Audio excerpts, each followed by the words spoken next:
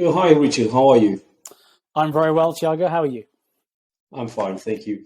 And welcome to this interview and for this first section of the an encounter with the Benfiquistas of Benfica Bem Maior. Richard, thank you very much for accepting this interview. I would like to know when you were in Arsenal. I remember that you were keen on doing different kinds of content, and you were Arsenal is a club that's very well known, but in a country where there are a lot of very well known football clubs also. And the truth is, you were able to put Arsenal in many different social networks, and normally number one, number two, number three. So you are always in high places with your content. How do you do it? How do you plan for it? How I want to know a little bit about it, please, if you can share it. Yeah. Okay. So, let's go back to the start. I joined Arsenal in 2002. And of course, social media didn't really develop until 2004, 2005, 2006. That's when Twitter and Facebook first emerged. Instagram came a little bit later. And firstly, I would say that we were early adopters. We moved early and we got involved early. We got on the platforms early. But one thing that I always did with the way that I dealt with Arsenal's content strategy is I was very clear about what our story was. And this is something that I think is relevant potentially to Benfica, because there are similarities with the clubs. Arsenal, very historical club, very famous name. Haven't won as many trophies as Liverpool, haven't won as many trophies as Manchester United, but we believe, despite Chelsea doing what they're doing, we believe we're the biggest club in London, which is one of the biggest cities in the world.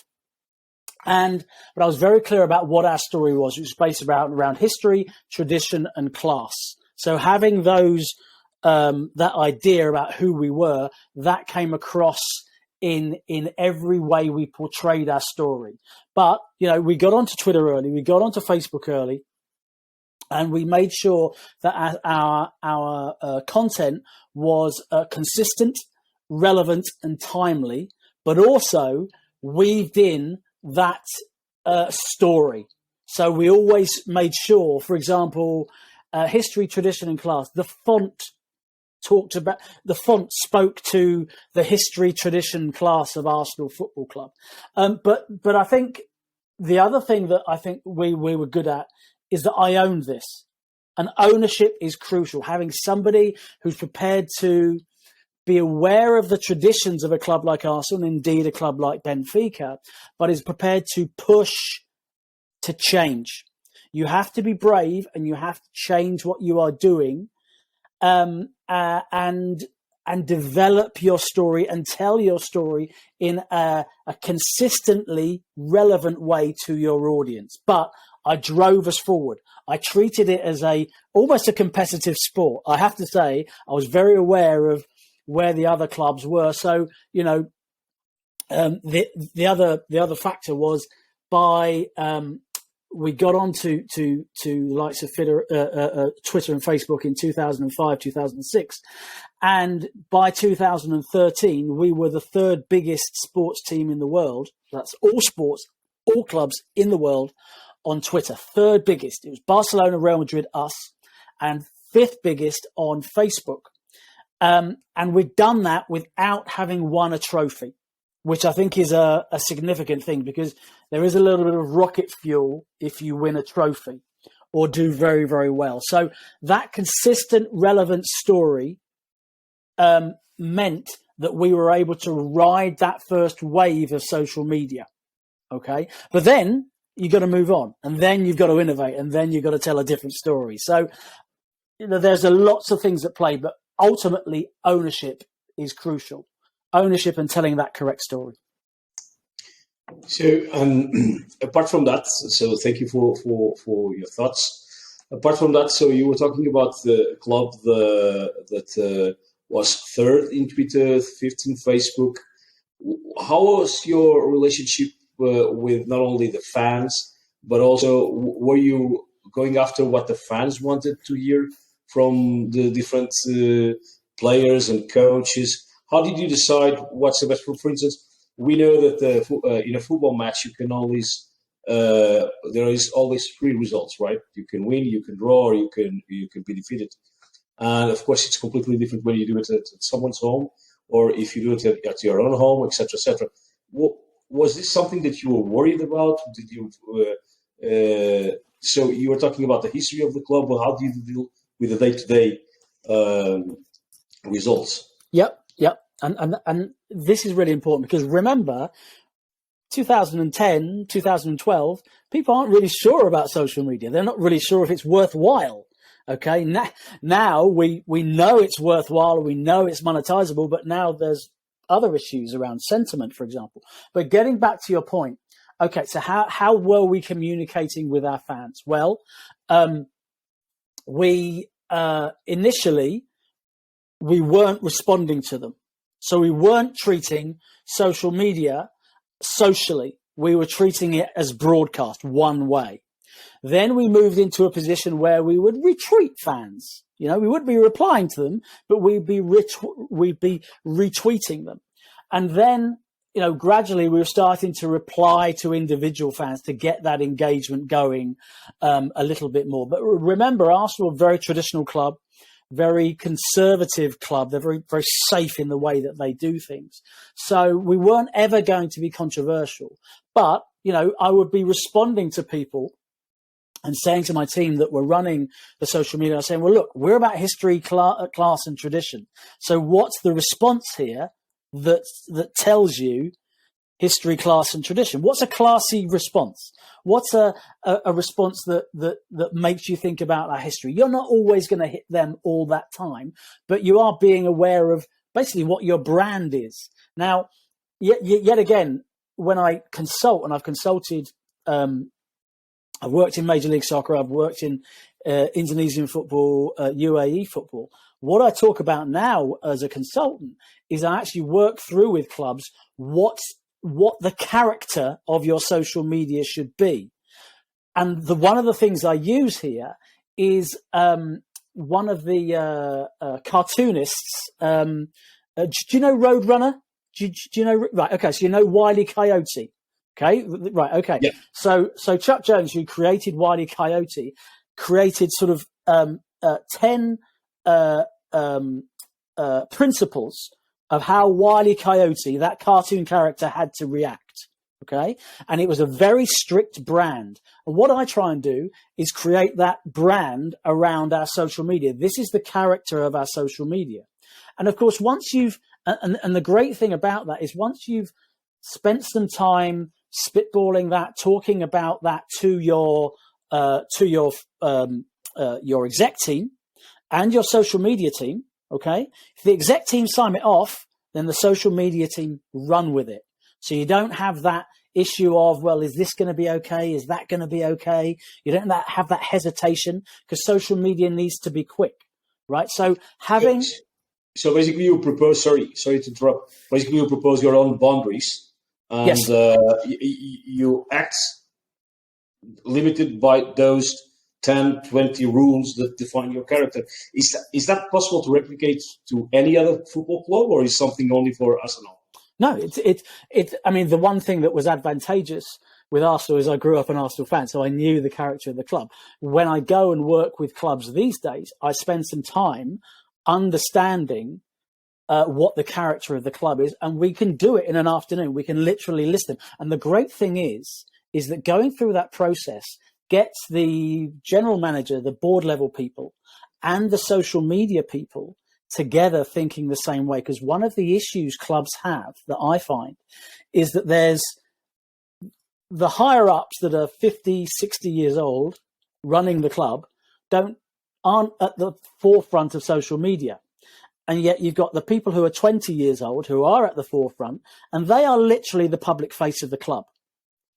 The general managers know they need social media, and they're judging its success over engagement, monetization, etc., etc. And the social media team, the 20, 25-year-olds, just want to do cool stuff. right? And what I try and do is kind of bring them together. They almost speak different languages, so you need to bring them together. But getting them all in the same room, agreeing what the character of your social media is. How are you going to talk as a person, right? And one phrase I always bring to this is act like a club, talk like a fan. Okay, so your social media actually has to have character behind it, because people think they're talking to a person called Arsenal or a person called Benfica. So you have to give that character, that person who's tweeting, the character of the club, and it needs to apply whoever is tweeting or posting.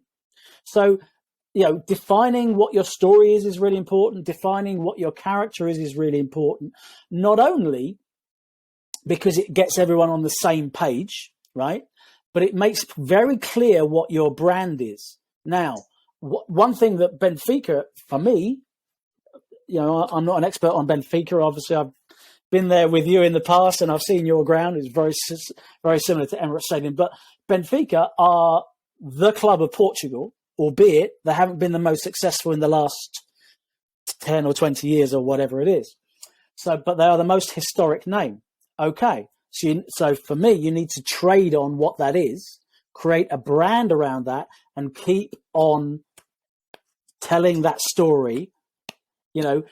Whatever is news at the moment, you talk about it in the Benfica way, which is on brand. Okay. And, so you're talking like a fan, but you're acting like a club, and you're communicating to people in the way that they want to be communicated. Because you have to bear in mind, if you're talking on TikTok, it's going to be a very young audience. If you're talking on Facebook, it's going to be an older audience. So there's demographic issues. That's what I wanted to ask also. So not only you have the character of the social media character of the club, but also you have to adapt to different networks and different points of engagement with fans, right? Yes. Yeah. And I mean, it's not a content fits all the networks, but it's a content that is work to each for each network. Yes.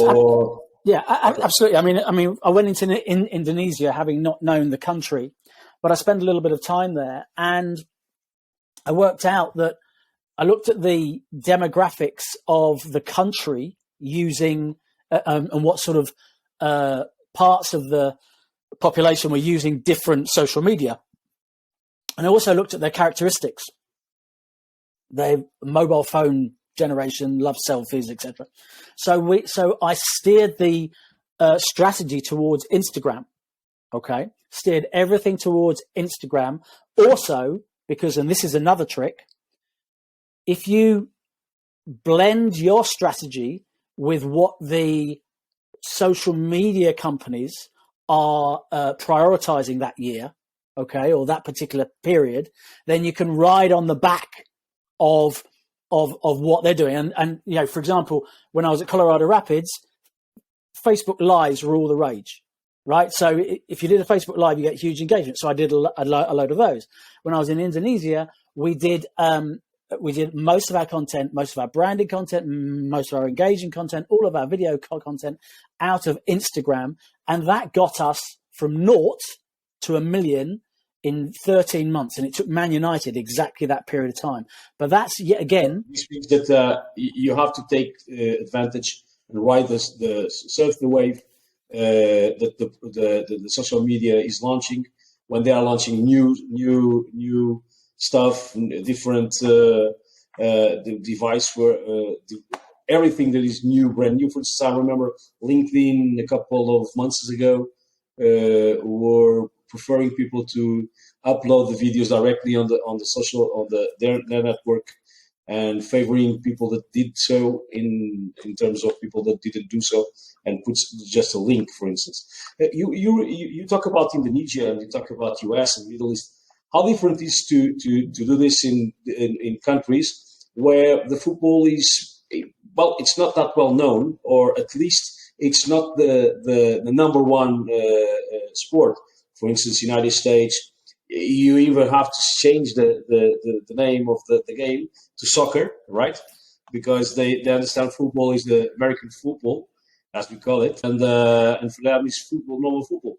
Where you have also baseball, you have basketball that plays, I don't know, hundreds of games, thousands of games daily. And how do you compete with that? Well, you are a new club there, you are a new sport there. How do you compete with that? How do you gain more fans, not only for the club, but also for the sport? Okay, yeah. So I went from Arsenal to Colorado Rapids. So I went from one of the top 4 or 5 teams in England, one of the top 10 clubs in Europe, as I say, number 3 in the world in Twitter when I left. And I moved to Colorado, which is one of the smallest markets in the US, and the smallest market with all 5 sports. So we're the smallest city in the US with an NFL team, an NBA team, an NHL team, and a baseball team. So literally, I would argue it's the hardest soccer market in the US. So what did I do? Okay. I also had to appoint a new team and devise a new strategy. So it was a hell of a job. But we managed to increase our social media reach by 300% in 2 years. Okay. Yet again, I took control of it. I devised a strategy. I devised a brand and kept everyone on the page.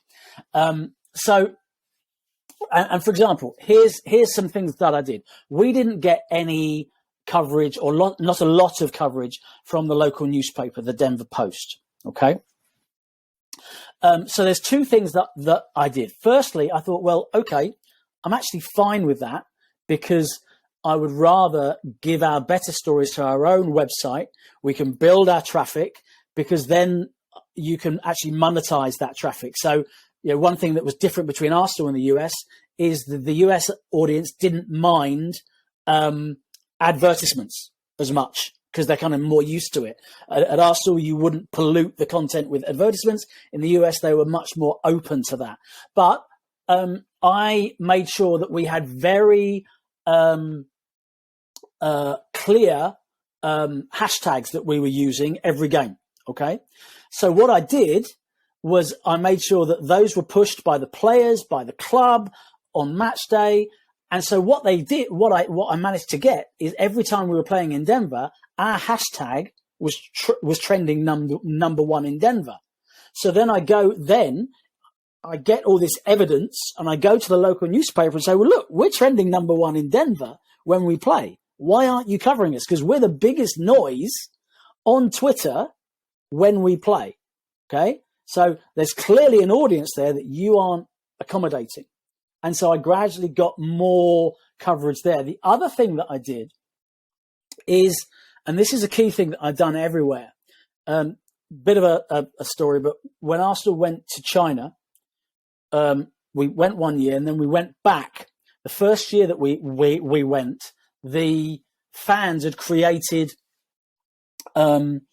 pictures of the players depicted as traditional Chinese warriors, like big posters.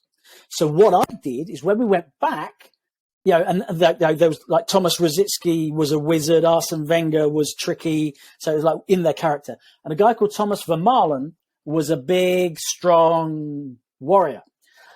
And so what we did, we took their picture and we brought it to life. We dressed up Thomas Vermaelen as a warrior. And that became our big lead piece of content when we went back there. So that concept of taking a fan story and bringing it to life, but not saying it's our story, making obvious it's a fan story, was key in developing Arsenal in China. Going to Colorado, were 20 years old, didn't have a lot of fan culture, but they did make tremendous tifos. The tifos, the big banners that they used to drop. And they made one, which was a cartoon character called Andy Capp, which is quite well known in England and the US. And he was fighting, right? And we're a blue collar side. When the LA Galaxy have all the stars, Colorado Rapids don't get the star players, but they do fight hard. They're a bit blue collar. And what I did was I jumped on that hashtag. I made sure that it fitted with our culture. The coaches liked it. The front office liked it. So what I did was made sure that content the players and the managers talking about it was given to all the supporters, right? We turned it into our hashtag. We made merchandise out of it. We borrowed the tifo itself, and the team trained alongside it, and we made sure there were images of that. And at the end of the season, when we got to the playoff final, the fans were singing "Keep on fighting, keep on fighting," and the hashtag had been embossed into the pitch. So that Thomas Vermaelen story and that Colorado Rapids story are both examples of the same thing, which is taking a fan story and bringing it to life. Yeah, you're not the creator, you're just the factory, and making it clear this doesn't belong to us. This story belongs to you. We're bringing it to life. So we showed, when we made the Thomas Vermaelen piece, we showed Thomas the original banner that was made, and we made a making of, so it was clear it wasn't our story. Yeah, so basically the club is the vessel, yes, that transports all of that to the fans, and this way engages. And how different is that from, for instance, the Middle East or Indonesia, where you also were assisting clubs? Yeah, I mean, I think the Middle East, well, Indonesia, there is incredibly passionate about its football. They're not particularly they're not particularly sophisticated in their digital content, and they certainly don't monetize their content in the way that I think they should. For example, a team like Persib Bandung, who I know very well, are as big as Roma, as not far away from Tottenham in terms of social media reach. They're like 16 million or so total reach, like number 20 in the world in terms of football clubs. And they don't monetize it in the way that I think they could. So they're not particularly sophisticated in that sense. But one thing, I went over there and tried to get them to creating more fun stories outside of the football. So I did the silly games on the pitch, the crossbar challenge and the one where the players head the ball, and then into the bin. We did all that content, which absolutely flew. They'd never done it before. So I don't think I reinvented the wheel there, but we did create a different story around their content. So what I do is I look at what stories have you done? What stories have worked? Where's there a gap? Okay. Where can we be strong? Because if you're an official club, you can't do controversy. You can't do speculation. Okay. But what you can do is create a story around areas where you are strong. For example, statistical content, historical content, and yet again, doing everything in the way that sells your brand.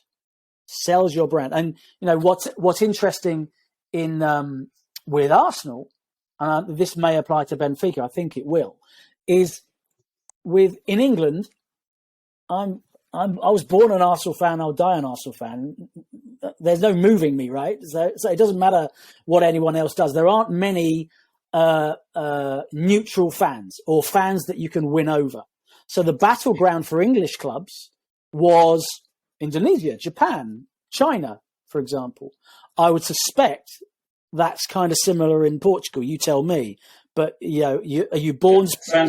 Football fans in Portugal are the same. So if you were born a Benfica fan, you'll stay and die a Benfica fan. There is no way you will change. You don't come from Sporting to Benfica and suddenly you are a fan because you want to.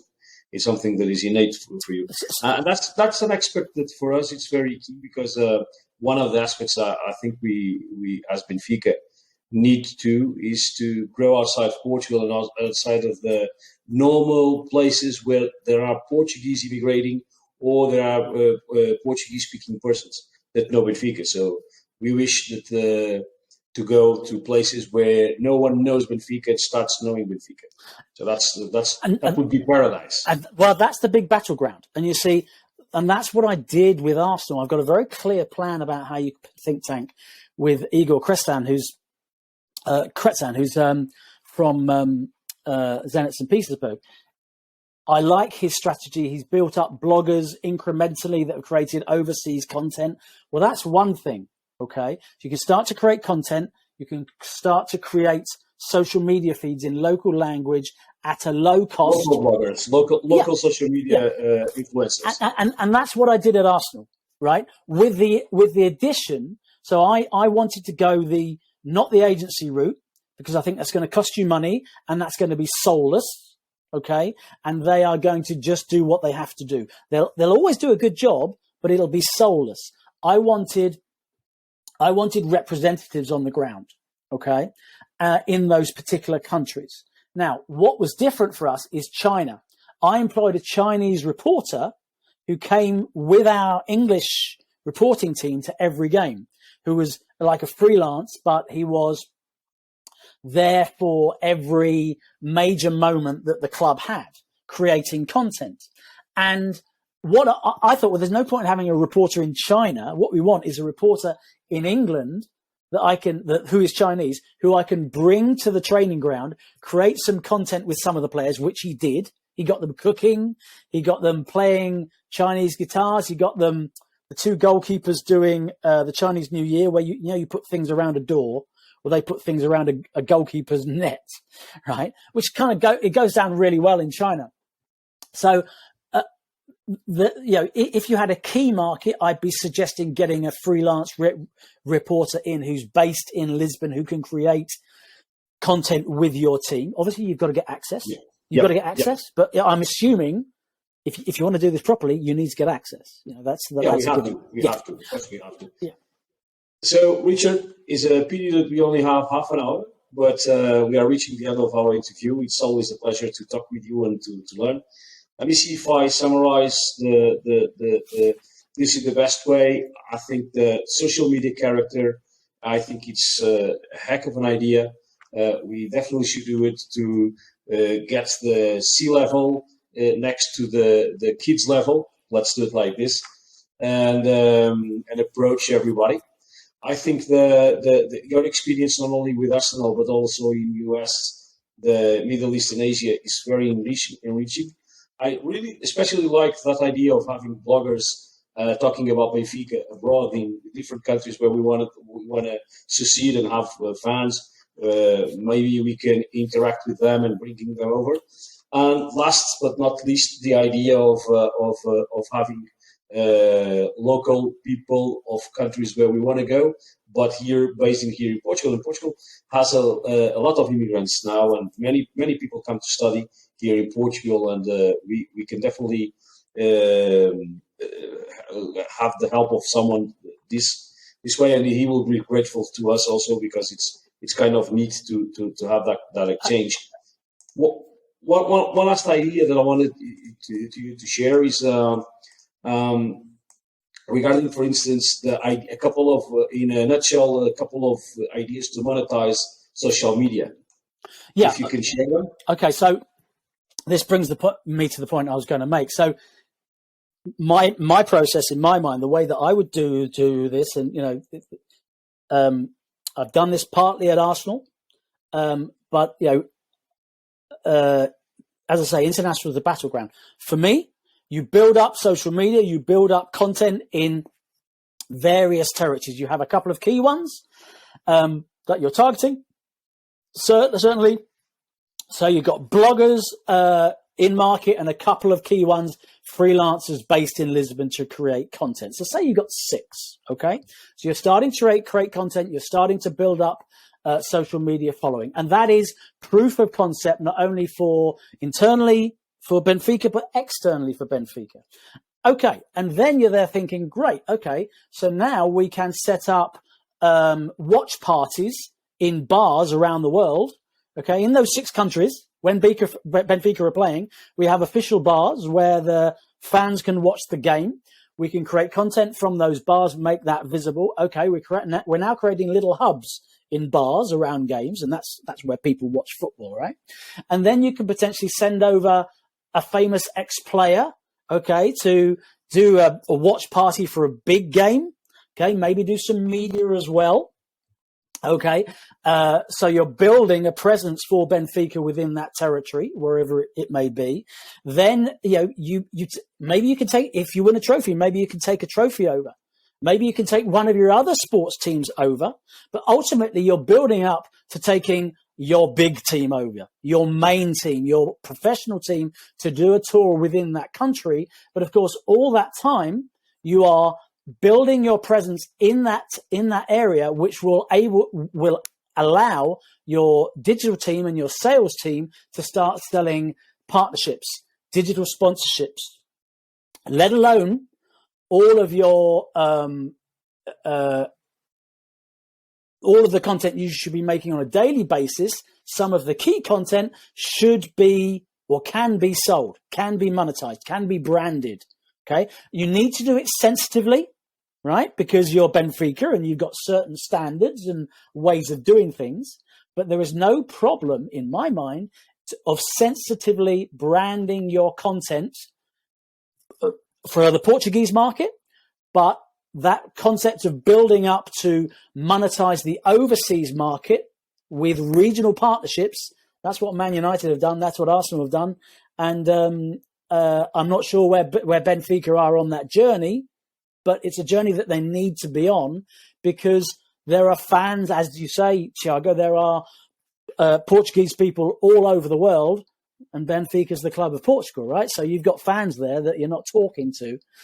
No, definitely we can grab them, and we can also have fans that come from being fan of a player, and then the player starts playing in Benfica, and we suddenly have a different kind of audience looking at our club. Again, it was a pleasure talking to you. You are. It's always so good to talk with you, because we learn so much. Richard, thank you. You have a very rich experience. I hope to see you here. You know that you are always my guest here in Lisbon. Okay, let me know if you're coming, and hope to talk with you soon enough. And thank you for the interviews that you are doing, also to help this think tank. Okay. Well, yeah, and thanks for your time. And Benfica, you showed me around Lisbon before. Fabulous city. I'm a Lisbon convert. So there we go. It is a lovely city, as London is. Thank you very much, Richard. Okay, have a nice day. Thank you very much. Bye-bye.